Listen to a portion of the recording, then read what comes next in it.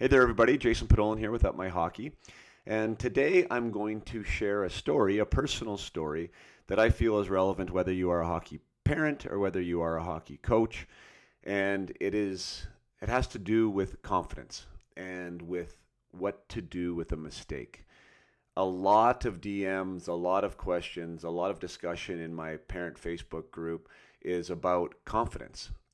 Keeping a player's confidence, or a player has a hard time keeping confidence, and also players who are very hard on themselves when making mistakes.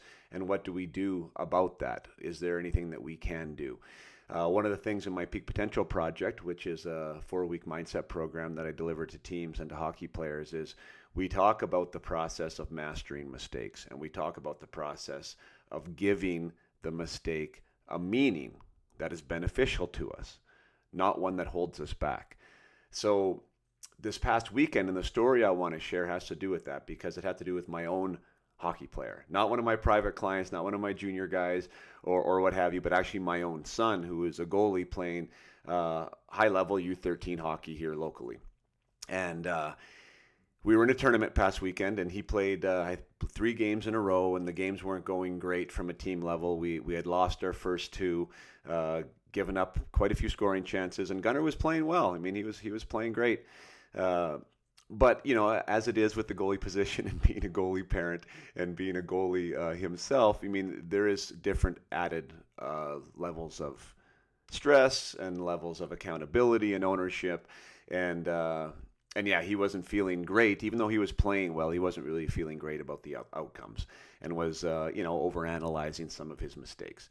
But why I'm telling you the story is because in the third game of the tournament, we were in a 2-2 tie with minutes left in the game. Gunnar had played a fantastic game to date. We had been outshot and had been outchanced, and Gunnar had made some huge saves. But then with 15 seconds left in the game, we gave up a breakaway. And as the guy was coming in the breakaway, from about the blue line is where he passed our defenseman, he was coming in. Gunnar decided to come out of the net, like to charge the player on the breakaway and to do a pad stack. Now, the player got his head up at the last second and brought the puck around Gunnar and put the puck in the empty net for a 3-2 victory. Now, Gunnar did not feel good, obviously, about that choice. He felt like to let the team down. He felt like all his hard work over the weekend and through the course of the game would be forgotten because of this big mistake that he made. And he was beating himself up for it. And I sat there for a while with it as a dad. I didn't talk to him about it after the game. I didn't talk to him about it till the next day. I wasn't in the car ride with him on the way home, and Mom would talk with him after the game. And I decided to come up with this angle. And sometimes when I'm a parent, I don't use the same strategies exactly as I do if I was the coach of this player, in my mental performance coaching standpoint. So I kind of sat back with it, and I'm like, what is the message here? Like, what is the message that Gunnar needs to hear? And so I called him upstairs, and I asked him, I said, hey, why do you think I'm proud of you yesterday? And he sat there and he thought about it, and he said, well, take it, he's 11 years old. He's having a 12-year-old birthday coming up here. And so he's young, right? Young in the realm of things. And he said, well, the fact that I was in the huddle for the 3 cheers at the end of the game, even though I made that big screw up by doing the pad stack, that he wasn't sulking in the corner or whatever. And I said, well, yeah, I mean, I am proud of you for that, but that's not what I was talking about. I'm like, what about maybe that play itself? Why am I proud of you? And he's like, well, I don't know. He couldn't think of anything. And so what I told him was, I said, I was proud of you for trying it. I said, I was proud of you for having the courage and the bravery to try something that was risky, that you thought was right.